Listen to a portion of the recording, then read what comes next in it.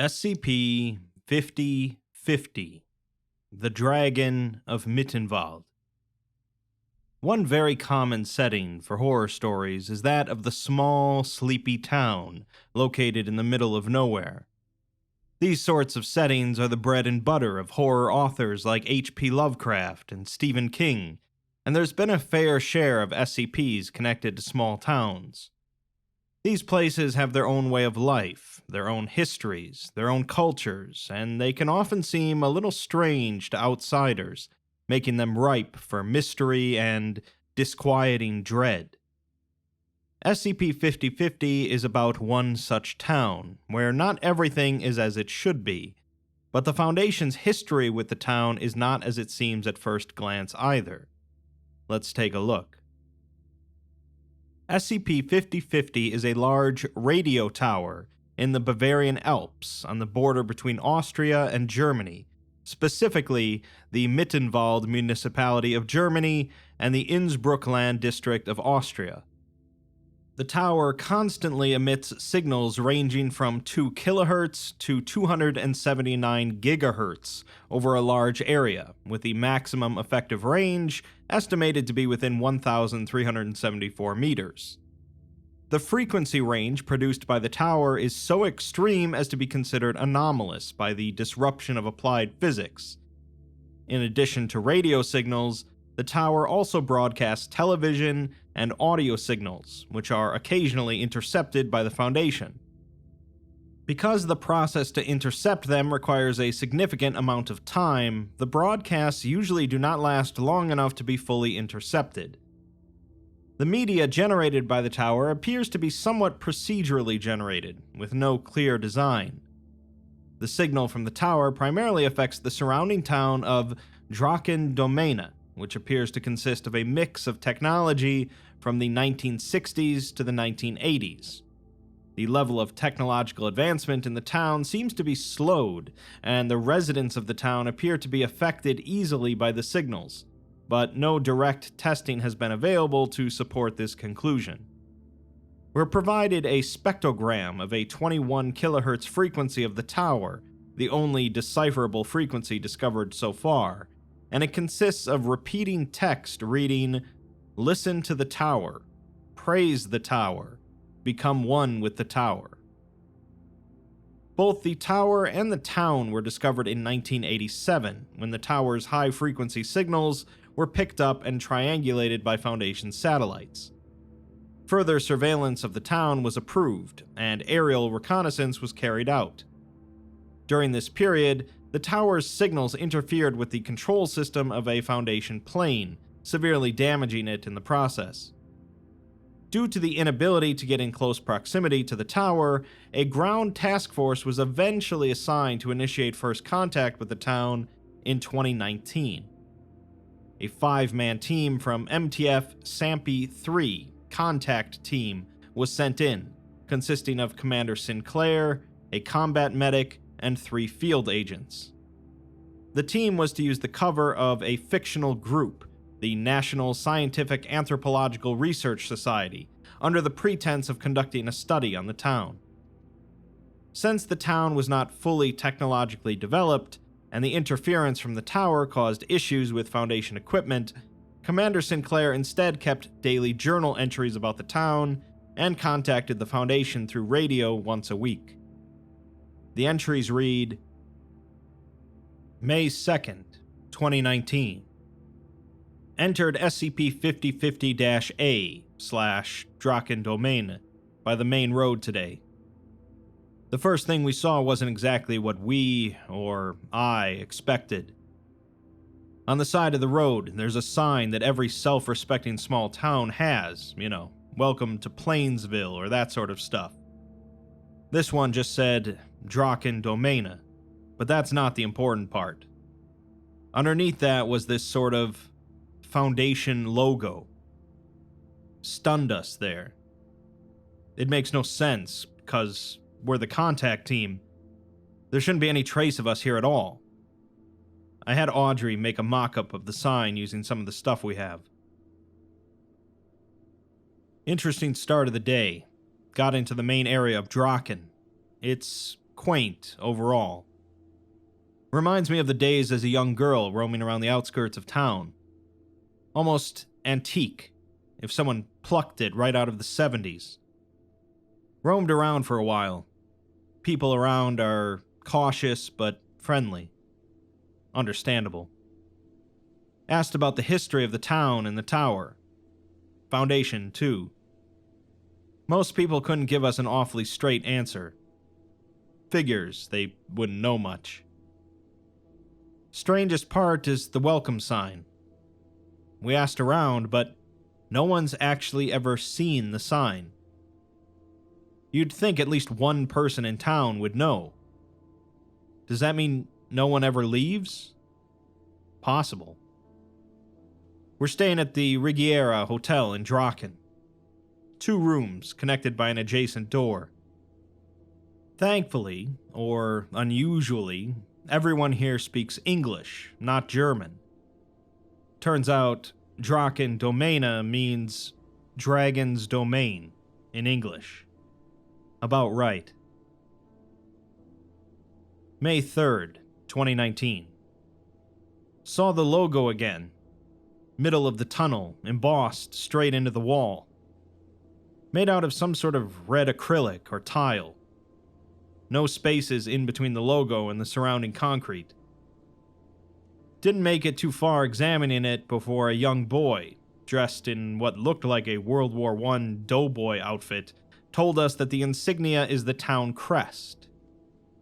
Town crest. Makes sense given its prevalence, but still. It's just our logo with a tower in it. I guess just is an understatement considering the preservation of the veil and all. It's also a crime to tamper with the town crest, according to that darned kid. Said he'd notify the brigade. Law enforcement of the town. They run more like military police than any standard district. Derek paid him off with some sweets. Shouldn't have to look over our shoulders for a little while. Domena today. Same aesthetic as Draken. We received some nice pictures today from some of the townsfolk. They heard we were in town. It's a tiny place. I bet you could hear a pin drop at the other edge of the town.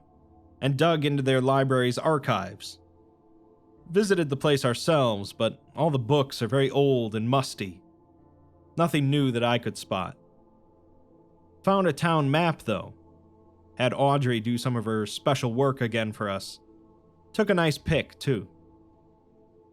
Called it quits earlier than usual today. Mild headaches, nothing too severe, but annoying enough to hinder good work. Everyone in the team's got them, I think. As for me, I have this ringing in my ears, in the back, like if someone had a triangle clanging around in there. Lazenby's current diagnosis is tinnitus.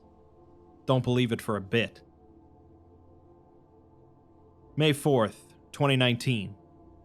God, my head is killing me. Feels like that one time I downed about a dozen tequila shots at that Foundation Christmas party last year. I can tell everyone's feeling it, too. Lazenby's trying his best, but it's sorta clear he can't think really straight either. His left eye's been killing him. Day 3 and we're already out of action.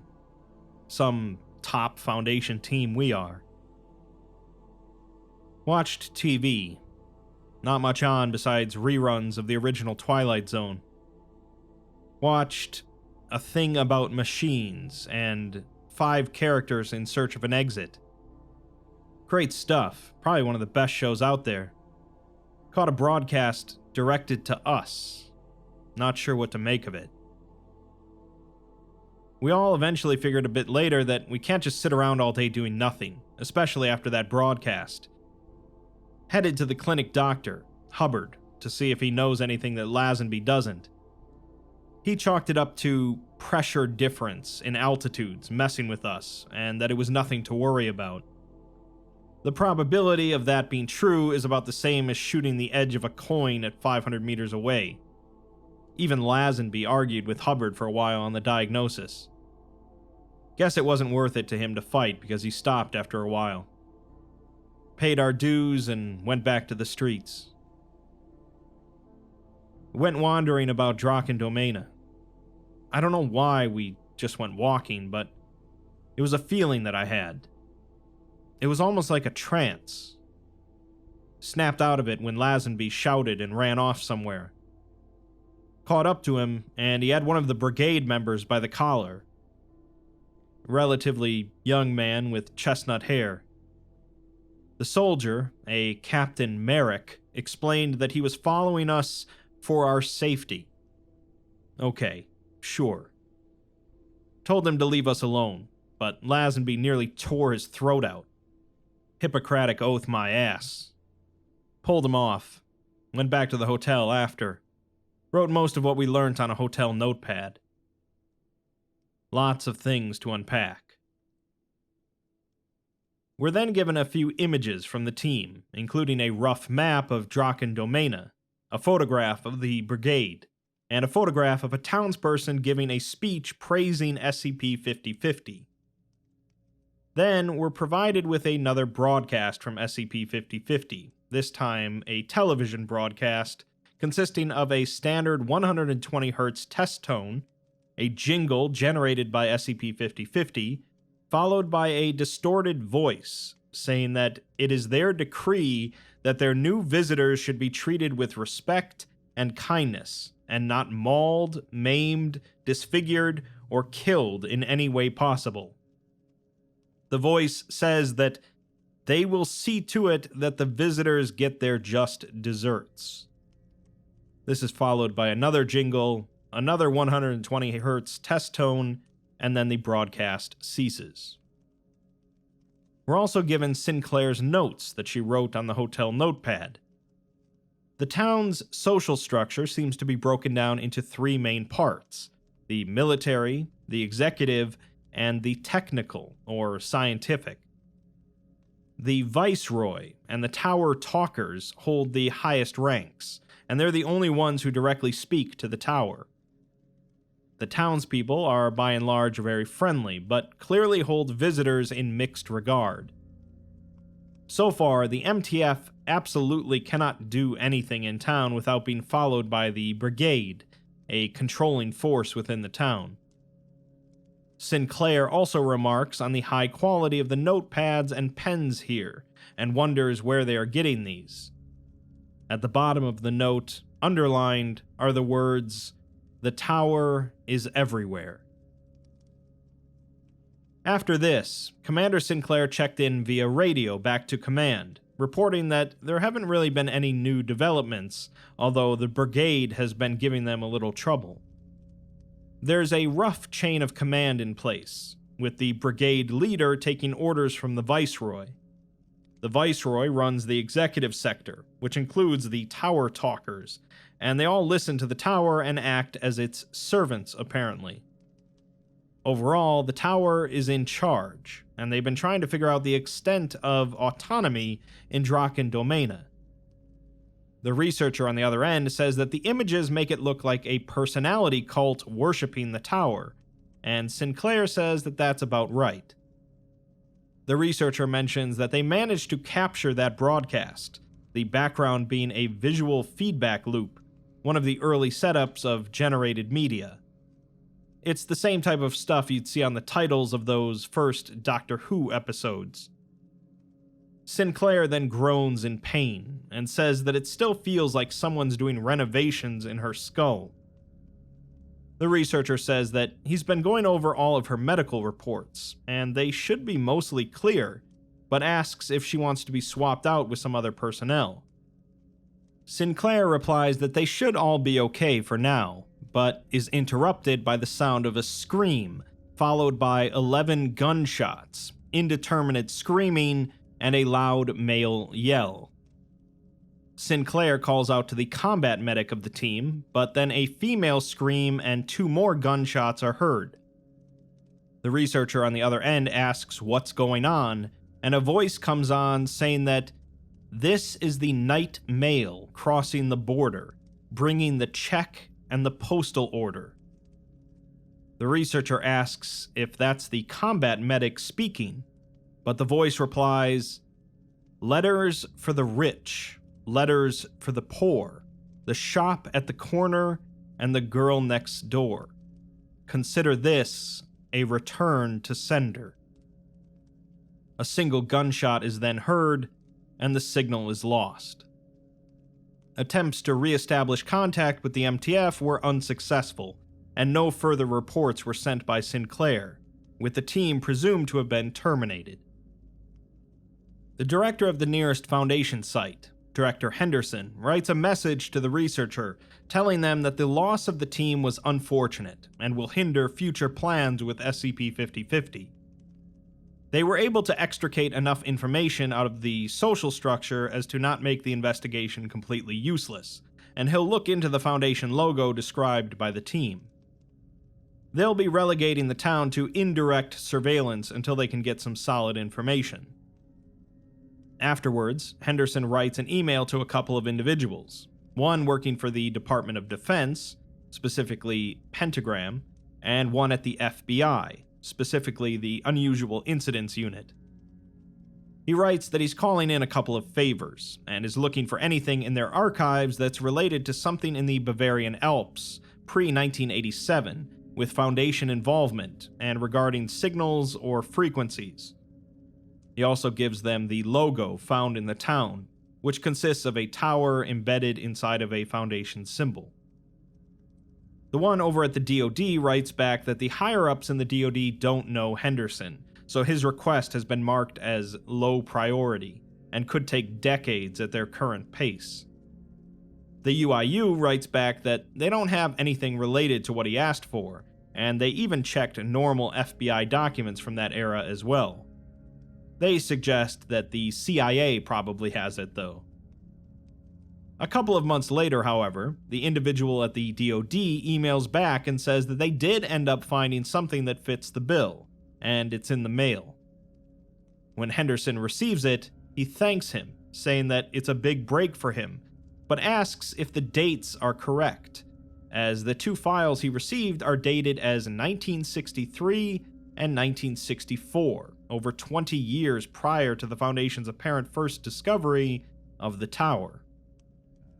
The first file is heavily redacted, consisting of an official Pentagram documentation about a Project Rook.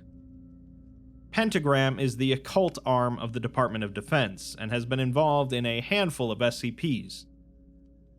We can't glean much from the document, although it mentions a Dr. Otto von Gernreich and Fortran, a programming language developed by IBM in the 50s for scientific computing. The second file is an autopsy report from the state of New Mexico for Gernreich, who died at the age of 44. He appears to have died due to blunt force trauma and hemorrhaging, with it listed as an automobile accident. There are two curious things with this report, though. The first being that it bears the Foundation logo, and second is that the autopsy is dated as November of 1963, while the project file mentioning Gernreich is from September of 1964. With these new revelations, or at least the promise of ones, another team is sent into the town, this time consisting of two individuals, technical researcher Roland and field agent Neem. Their goal is to determine the history of the town in relation to Gernreich and Project Rook, as well as to confirm if the social structure noted by the previous team is still present, and that team's whereabouts. They'll use the cover of a news reporting team under the pretense of a journalism foray on the townspeople, using a VHS camcorder due to technical limitations.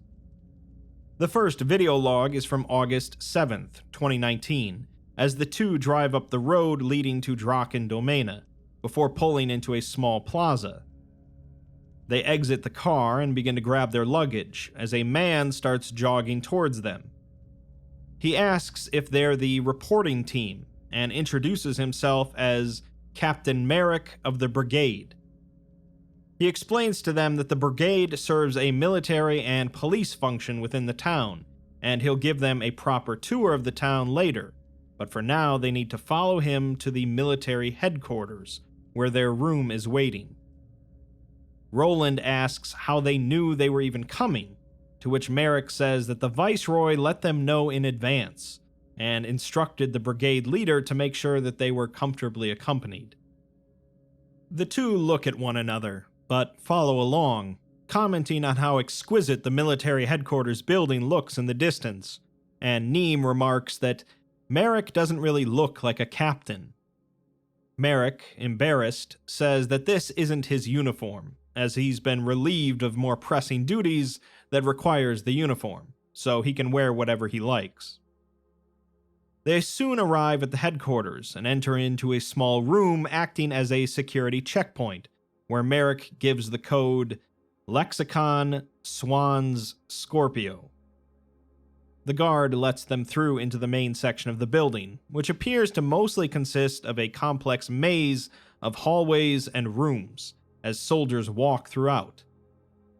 Merrick says that you could get tangled up in this building all day, and another soldier stops him to inform him that the brigade leader wants to talk about the weekly Sunday debriefs after he's finished leading them to their room. Merrick proceeds to lead the two through the complex for a couple of minutes before stopping at a door, telling them that it consists of 2 bedrooms and 1 common room, and that this is what they give to their special guests. Neem remarks on how wonderful it is, and Roland asks if they're not troubling them by staying here, as they could easily book a room at the hotel. Merrick says that it's no trouble, and the hotel hasn't been in any working capacity for several months. Before leaving them, Merrick asks Neem to not take that video camera with her into town. Neem argues that that kind of defeats the purpose somewhat, as they're a news team, but Merrick replies that some of the townspeople can get very belligerent about such things. At some point after this, the two receive a telegram message from an unknown individual, apparently named Contactine, who states that the two of them require assistance, and they are willing to provide it. The two agents respond that they'll accept that assistance reluctantly, but Contactine must prove worth, and they ask who he is. The two start an audio recording, commenting on how interesting the town is, and Roland asks who exactly this Contactine is and what they want. Neem doesn't know, but if they're willing to help, then they're willing to help, and they can use his information without having to capitulate. Roland wonders if it's really the best decision, as it could easily be a trap, but Neem tells him to have a little faith, as not everyone lives to screw other people over. It is better for them to be safer than sorry, though, so they should be a little wary. She then comments on the unique aesthetic of the town, with it being a mix of the 60s through the 80s. Her real concern is the Viceroy, though, as no one at the Foundation told anyone in the town that the two of them were coming. They'll have to visit the Viceroy, if possible, to learn some more about what's going on. They later receive another telegram message from Contactine, in which he states that who he is isn't relevant, but the Viceroy is interested in their activities, and he sympathizes.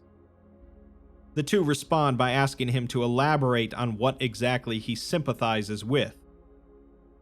A few days go by, and the two start up another audio recording, with Neem stating that this place is abhorrent. It's been 4 days and they haven't gotten anything really new, and now they can't even go out at night anymore. They're not serving any useful purpose here, as all they're learning is things that the Foundation could figure out on their own. Roland, however, believes that there's a possibility that they'll find something new, with Neem calling him too hopeful and him calling her too cynical. They move on to talking about Contactine, who has apparently provided some valuable information to them, as it's currently their only lead to unraveling the mystery here. He still won't tell them who he is, although Roland says that most defectors don't. The log he gave them provided some information on Gernreich, although not enough to answer any questions outside of him being involved somewhat with this town. Roland sent it to the head researcher to see if he can tell when it was made, but for now, all they can do is wait. Later, Neem writes a summary of their first week in Draken Domena, mentioning that they've asked about the town crest, but no one seems to know its origin. They've asked about Gernreich, but no one has ever seen or heard of him in their life. The hotel was apparently shut down following an incident several months ago, and the owner disappeared suddenly after, with the incident most likely being the ambush of the previous team. As for the Viceroy, all of the responses they've gotten about him have been enigmatic, to say the least. Everyone has speculations on what he looks like, but it seems like the only people who have seen him are the tower speakers. He lives in Capus Kai, the executive manor in Domena, but that's all they could get factually. Neem writes that it wasn't really a useful week, and it's not looking promising. Contactine messages them again, saying that he was an outsider once, and he has pertinent information on sectors and more. The two respond by asking if it's possible to send that info by mail, and at what cost. Eventually, the two manage to get an interview with the leader of the brigade, Zorif, who immediately tells them not to be insolent and mistake his kindness for humility, as this will be their only warning. Zorif asks them what their first question is, and when Neem asks what he means, he says that he gives all visitors a set amount of questions to avoid wasting his time.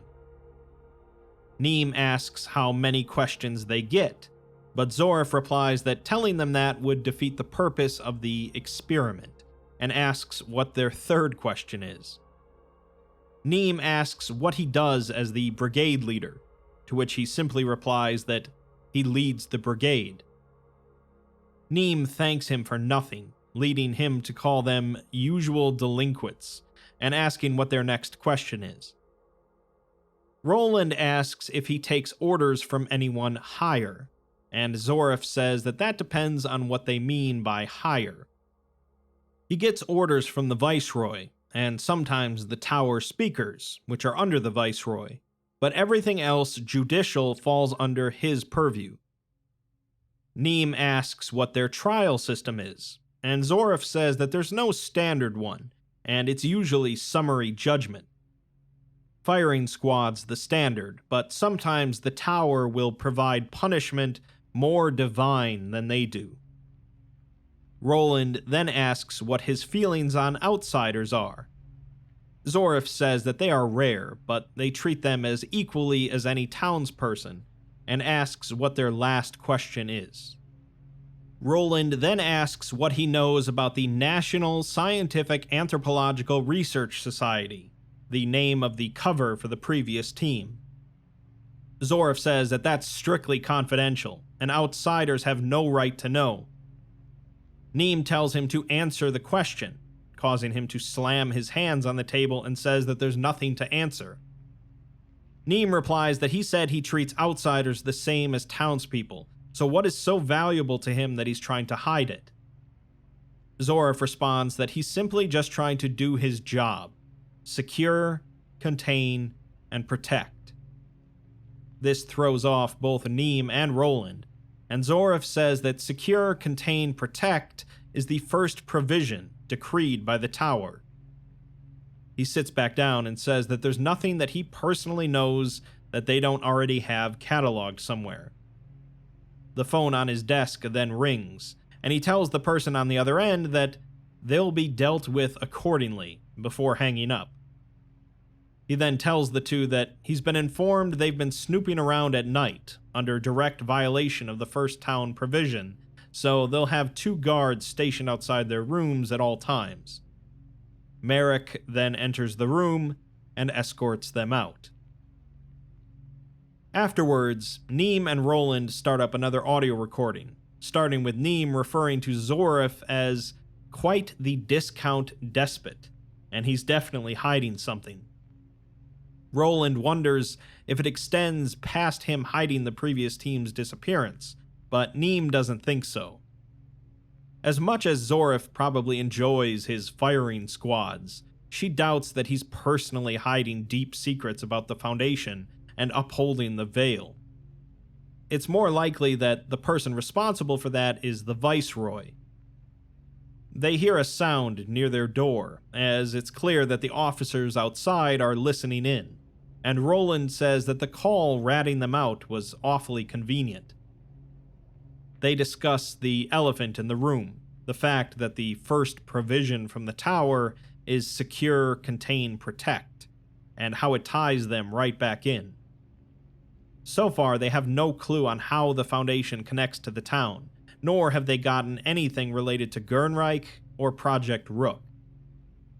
The signals from the tower are also getting louder, so it's becoming harder to drown out the noise, and they've both been blaring music the last couple of days. A knock is then heard at the door, from Merrick delivering a message.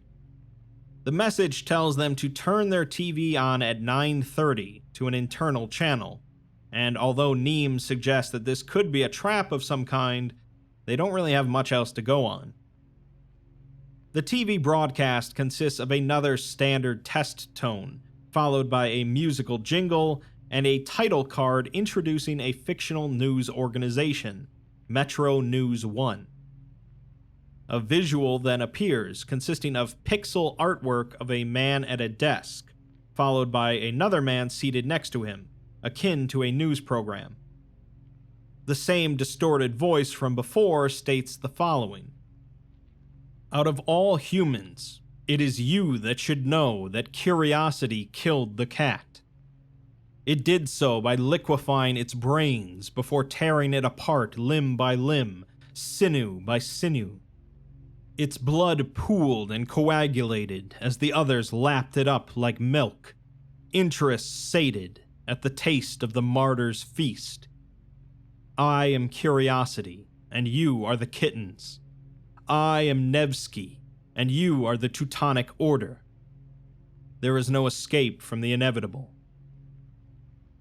The closing jingle then plays, showing the title card again, followed by another standard test tone as the broadcast ends. For some context on that last part, the Teutonic Order is a Catholic organization founded as a military society in 1190 in the Kingdom of Jerusalem.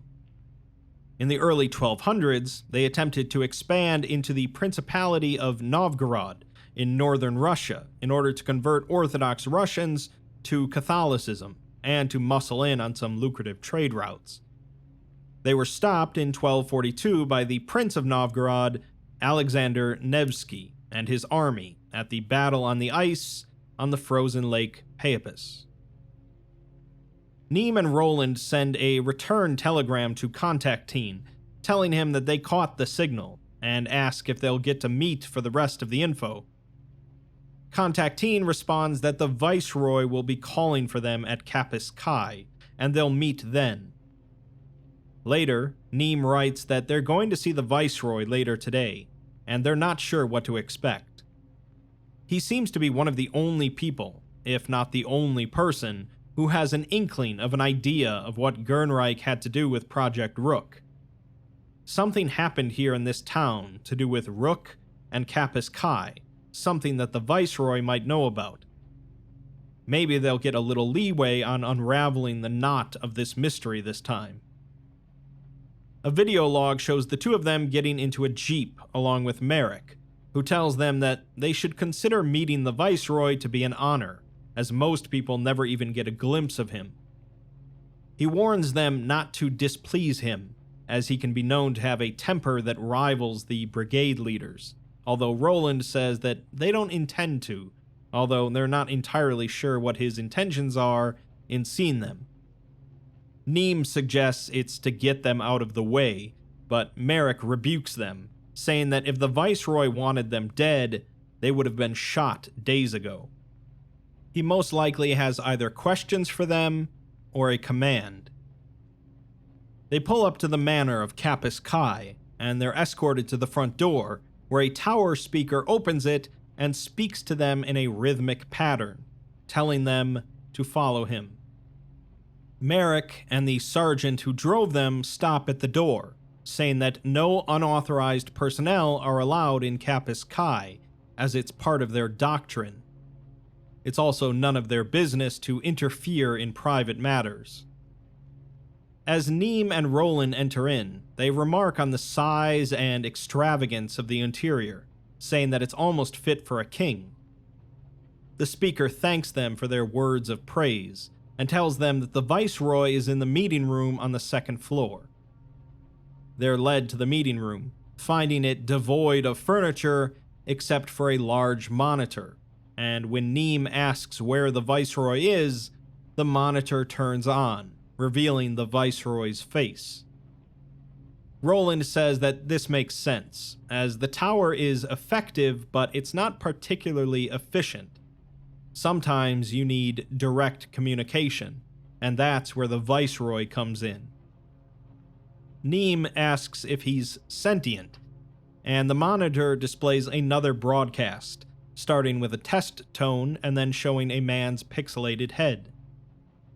The distorted voice says, "You simple-minded fools, dare attempt to fathom the greatness of I could instantly throw you all into the pitch black.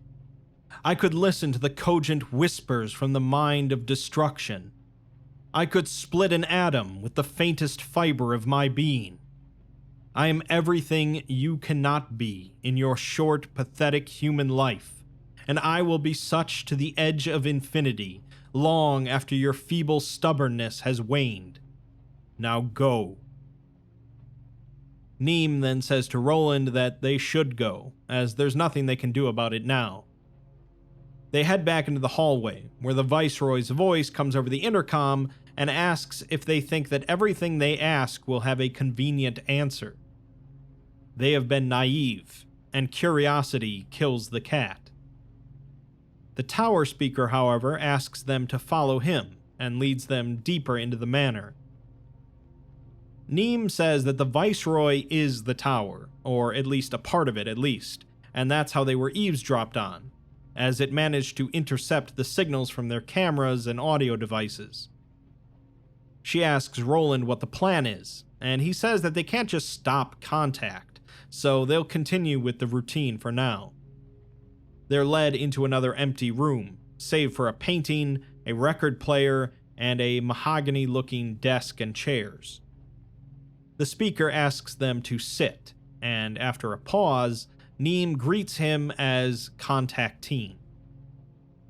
Neem then recognizes him as Eric Lazenby, the combat medic of the previous team, and asks why he hasn't contacted the Foundation. Contactine says that he may have been Lazenby at one point, but he is no longer that person, and is only living in the shell of Lazenby.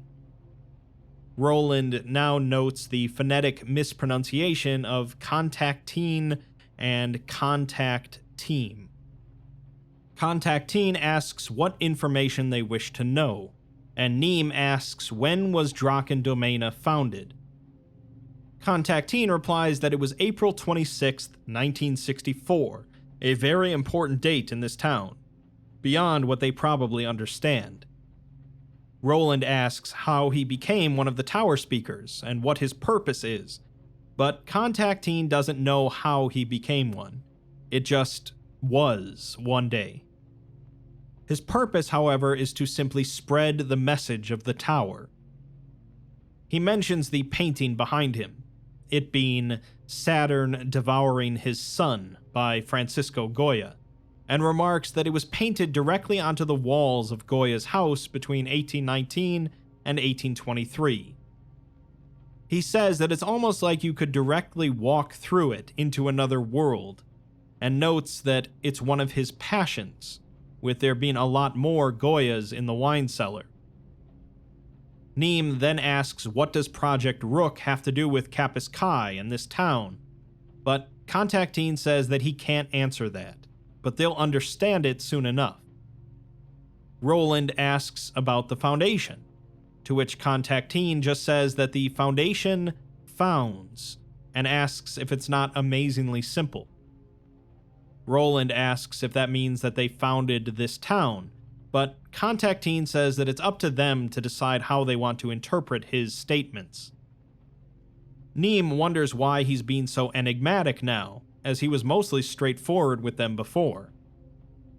He replies that the layers are only there to protect them, and asks if Julius Caesar listened to the soothsayer, as perhaps he couldn't understand dates, and then laughs, referencing the Shakespeare play in which Caesar is warned to beware the Ides of March.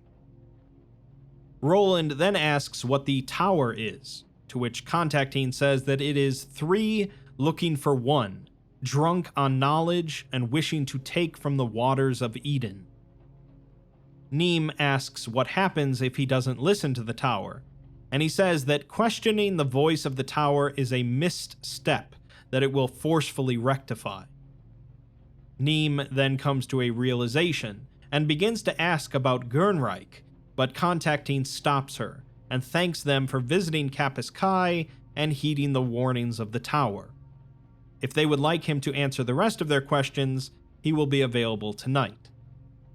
Roland whispers to Neem to go along with it, and thanks Contactine for his time. Later that night, they begin another audio log, with Roland saying that they're going out to seek all the answers they can before getting the hell out of here. They're going to break out of here, get the van, get Contactine, and leave. With that, they begin loudly arguing, pretending to be angry with one another about the reporting job, and a guard knocks on the door to tell them to keep it down. Neem then insults the guard and tells him to come make them, causing him to enter the room. They proceed to knock him out and use his gun to force the other guard to drop his, knocking him out as well. 15 minutes later, the audio device they left in the room catches Zorif saying that they've escaped, and they've probably gone to Kapus Kai. A partial gunshot is then heard, and the signal cuts out. Neem later writes a note explaining that Contactine is dead, as someone got to him first, gutted him, and strung him up like a fish. He left a note for them, telling them that he told them all the clues they need, so now they've pretty much deciphered everything. They got to the wine cellar of the manor, and they found another Goya painting there, Asmodeus, which depicts 2 figures hovering above a landscape, fearful, while a row of French soldiers takes aim at a group of people passing in the distance. Neem and Roland took what Contactine said about stepping into the portrait and did exactly that, finding a metal door locked by a key code of 5 numbers. They tried numerous combinations for April 26, 1964, until Roland remembered Contactine's weird dig about Julius Caesar. They then tried the Julian day, the number of continuous days since the beginning of the Julian period. With that, they got in, and it led to a long, deep tunnel, and they believe that this tunnel leads to the Project Rook facility. Neem finishes the note by saying that they'll send anything they find before they book it the hell out of here. With that, we're given a series of images recovered by Roland and Neem. The first shows a close-up view of the relatively smooth and plain-looking tower reaching into the sky. The second shows a set of green double doors at the tower's base that leads into it. And the next few show the interior of the Project Rook facility, dated as 1964. The images show old electronic hardware from the 60s, along with Foundation and IBM logos, and individuals working. We're also provided an image of the Rook facility from the present day, showing it to be in slight disarray but intact. We're then given a transcript of an O5 meeting discussing the vote for the approval for Project Rook, which has been proposed through a joint undertaking from Pentagram, supported by President Lyndon Johnson. O57 says that they should wholeheartedly accept the proposal, as they've been having recurring troubles with the Soviets and GRUP during their forays in containment, especially the Eastern Bloc. 051 says that he has a couple of disagreements with the ethical side of things, but those can be worked out once they accept the proposal, and the rest of the council agrees, leading to a unanimous vote. The Ethics Committee, however, voted overwhelmingly against the proposal, stating that in no way, shape, or form is the Foundation to attempt to undertake something that goes against the core values of the organization.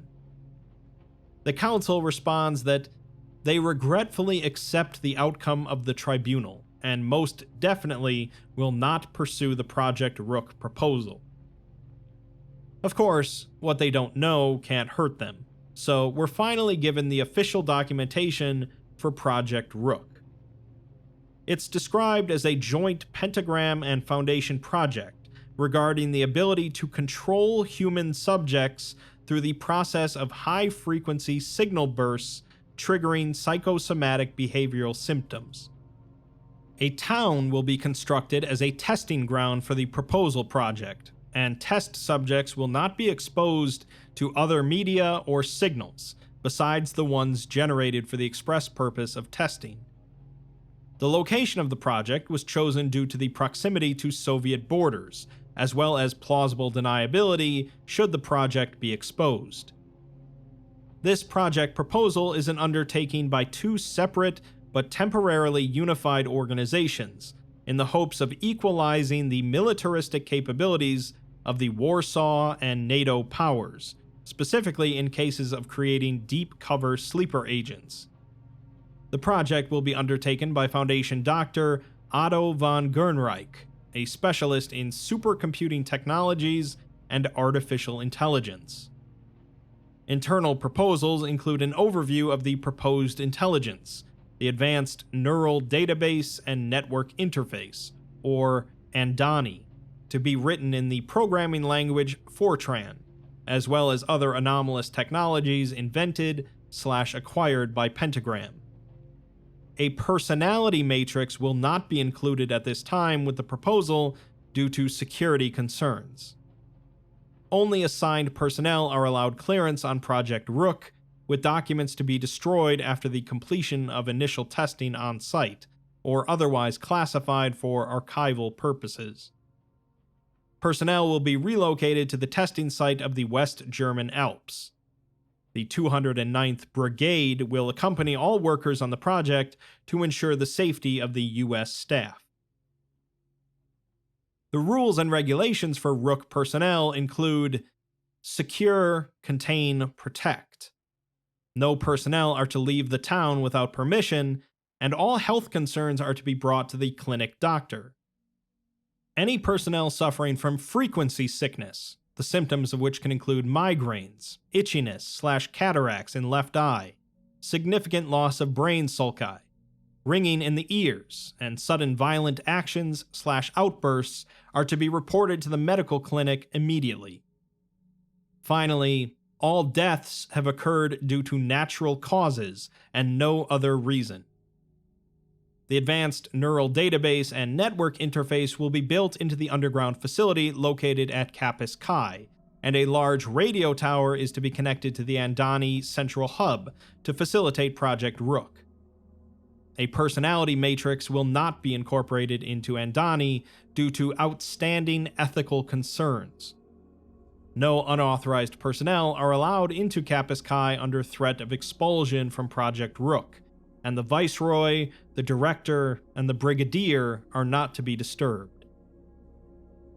We're then given a series of audio logs taken from the facility, starting with one from Director von Gernreich, in which he calls the O5 Council fools who ask for his assistance and then turn him down when he tries to provide it.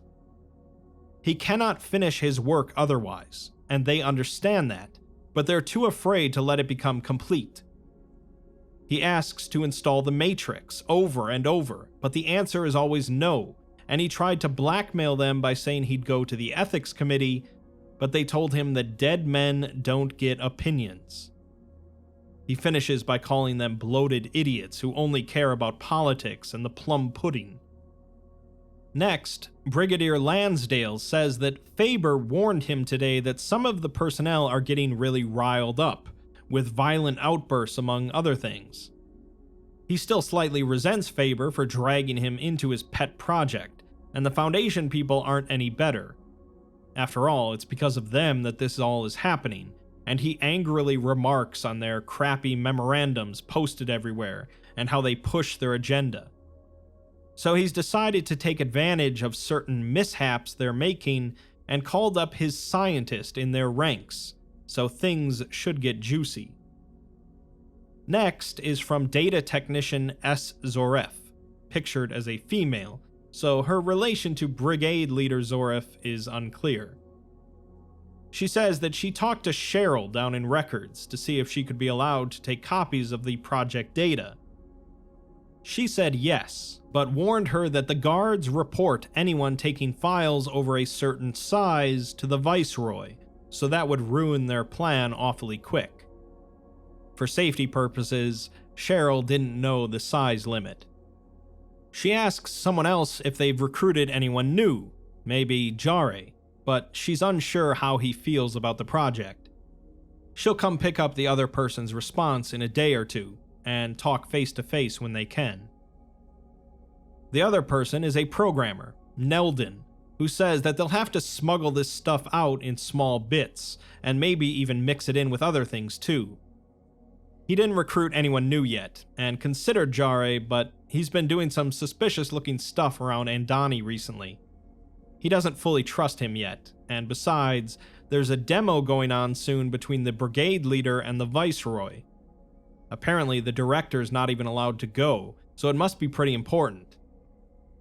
Later, another recording from Gernreich has him saying that this is his last straw, as those cretins had a meeting without him regarding Andani. He created it, so them daring to not include him is the tipping point.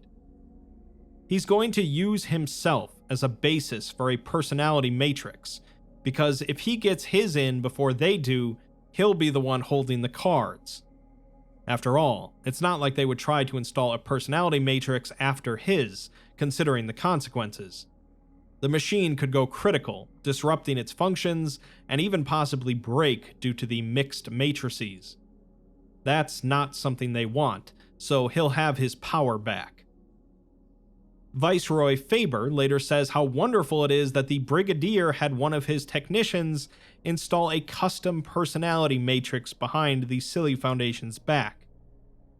He provides a voice sample of it, in which it sounds like the distorted voice from the broadcasts, and says that it may be incomplete.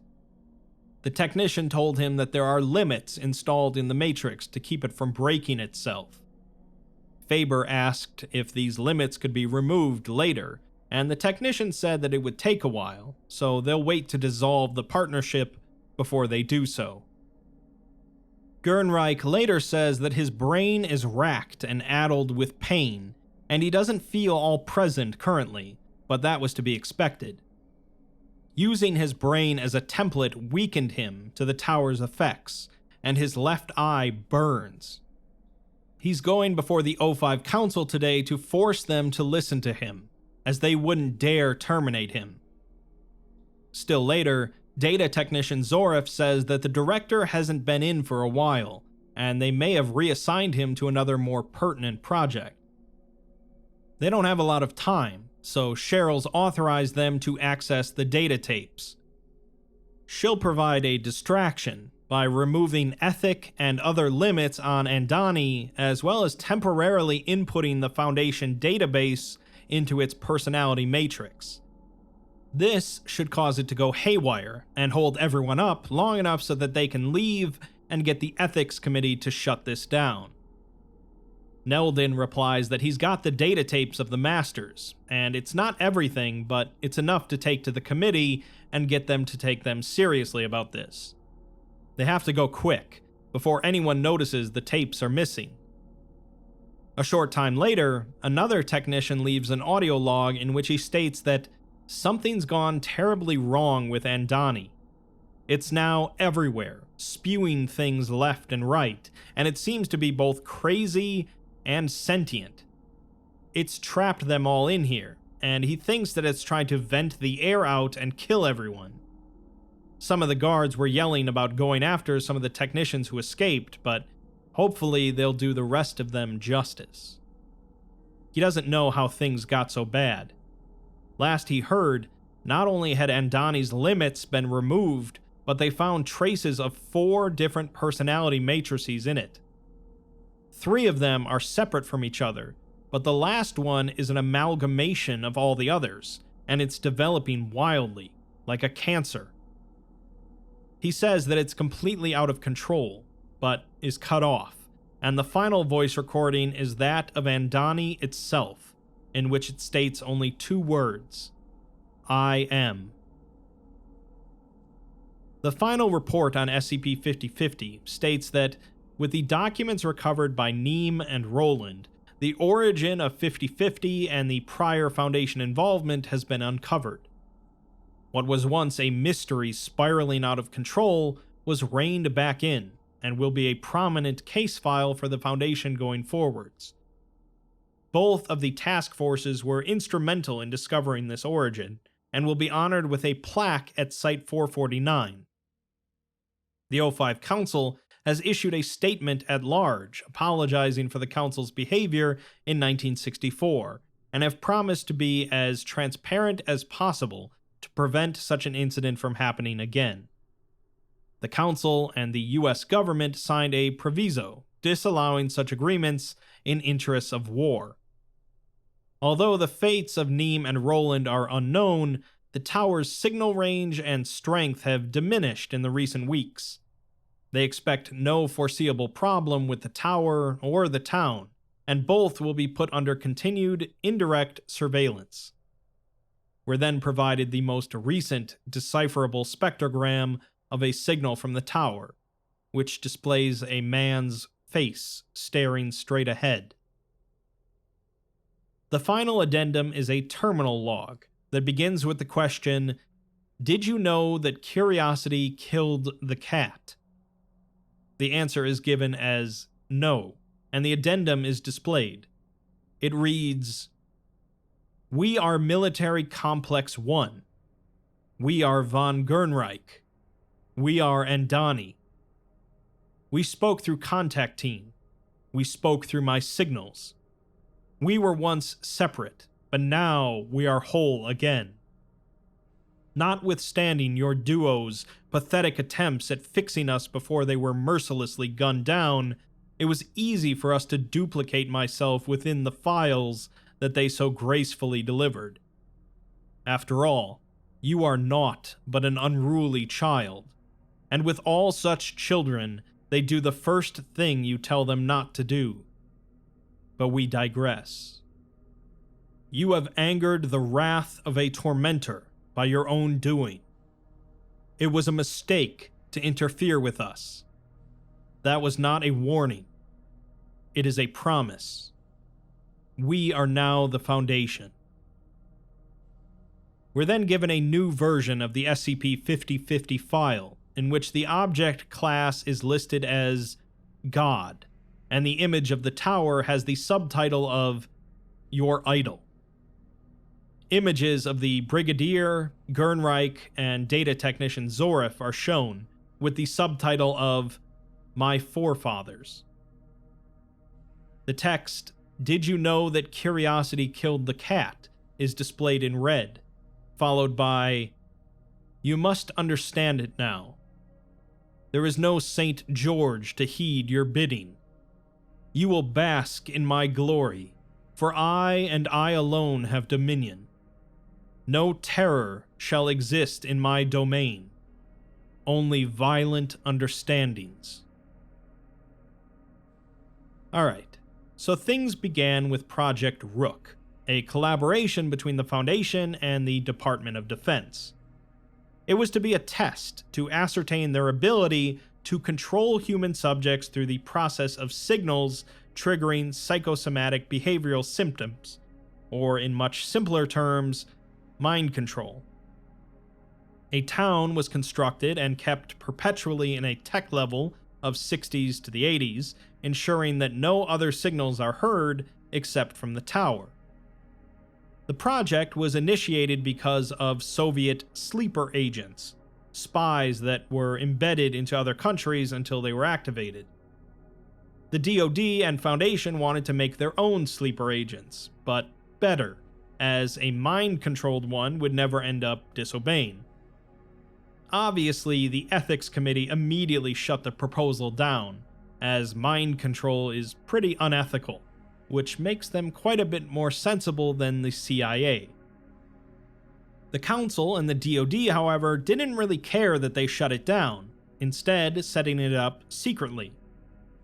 Gernreich was put in charge, as a bit of an AI mad genius, but he insisted that a personality matrix needed to be installed in order for the AI to properly function.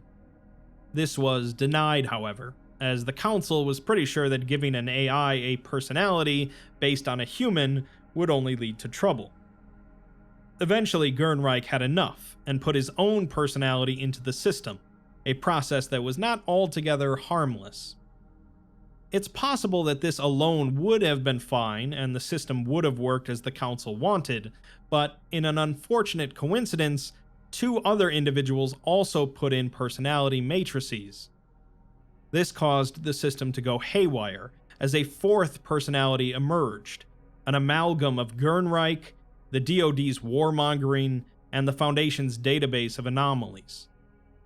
It would have been bad enough to have a maniacal AI ruling over a small town in the Alps, but it managed to slip itself into the Foundation's system through the data sent back by Neem and Roland. That being said, its actual capabilities here are left up in the air, as to whether it has complete control over Foundation systems, or just the SCP-5050 file. We've seen a large number of times, especially in the Admonition series, the consequences of the Foundation overreaching their bounds. Not only did the O5 Council hook up with the US Department of Defense in a brainwashing project, they decided to completely ignore the entire purpose of the Ethics Committee in the process. It's unlikely that anyone could have foreseen the ultimate conclusion that resulted from all this, but it certainly wasn't a good idea from the start. Now they have a rogue AI infiltrating their systems, calling itself God and comparing itself to a dragon, hence the title and the St. George reference.